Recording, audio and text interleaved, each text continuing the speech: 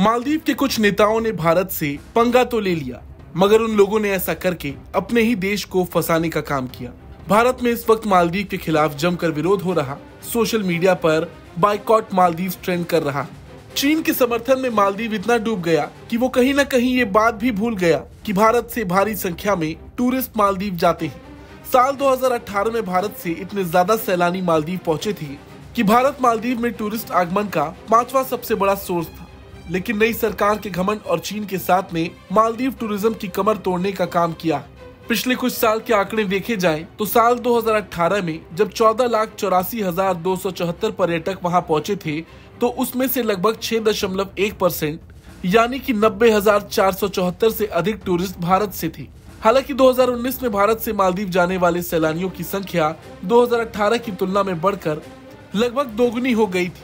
2019 में 1,66,030 सैलानी मालदीव गए थे, लिहाजा मालदीव जाने वाले सैलानियों में भारत दूसरे नंबर पर था।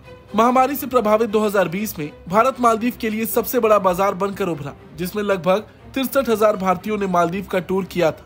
जबकि 2021 में भारत से 2.91 लाख और 2022 में 2.41 लाख से अधिक भारतीय पर्यटक मालदीव पहुंचे थे। भारत मालदीव के बाजार में 14.4% हिस्सेदारी के साथ टॉप पर था। बात 2023 की करें तो पिछले साल 13 दिसंबर 2023 तक भारत से 1,93,693 पर्यटक मालदीव पहुंचे थे। भारत 11.1% बाजार हिस्सेदारी के साथ मालदीव के लिए दूसरा प्रमुख स्रोत बाजार रहा। मार्च 2022 में भारत और मालदीव एक ऐसी व्यवस्था के लिए सहमत हुए जिससे दोनों देशों के बीच कनेक्टिविटी में और सुधार होने की बात कही गई। वहीं भारत सरकार 8.95 करोड़ रुपए के भारतीय अनुदान के तहत माले में हुकुरू मिस्की की बहाली का भी समर्थन कर रही है। इसकी घोषणा प्रधानमंत्री ने जून 2019 में मजलिस को अपने संबोधन के दौरान की थी। एएसआई की एक टीम वर्तमान में परियोजना को लागू करने के लिए स्थानीय कला मंत्रालय के साथ काम कर रही है। National college for policing and law enforcement Maldives में भारत की अब तक की सबसे बड़ी अनुदान परियोजना है। 222.98 करोड़ रुपए की इस योजना का उद्घाटन मार्च 2022 में विदेश मंत्री डॉक्टर जयशंकर की यात्रा के दौरान किया गया था। भारत 2021 में मालदीव के तीसरे सबसे बड़े व्यापार भागीदार के रूप में उभरा था।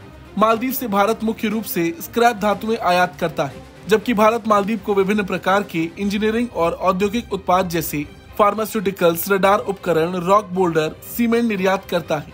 इसमें कृषि उत्पाद जैसे चावल, मसाले, फल, सब्जियां और पोल्ट्री उत्पाद भी शामिल हैं।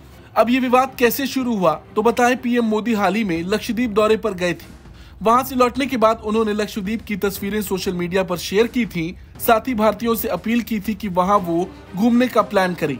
इसके बाद मालदीव की एक मंत्री मरियम शियोना ने पीएम मोदी के पोस्ट पर आपत्तिजनक टिप्पणी की थी।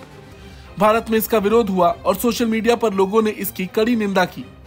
मालदीव सरकार ने भले ही इन नेताओं को निलंबित कर दिया हो, मगर ये आग इस कदर फैल चुकी है कि आने वाले दिनों में इसका असर सीधा मालदीव टूरिज्म पर दिखेगा, जो कहीं न कहीं उस देश की रीढ़ की हड्डी मानी जाती है। खैर, इस पूरे बवाल पर आपका क्या कुछ कहना है, कमेंट करके जरूर बताएं। ब्यूरो रिपोर्ट, भारत तक।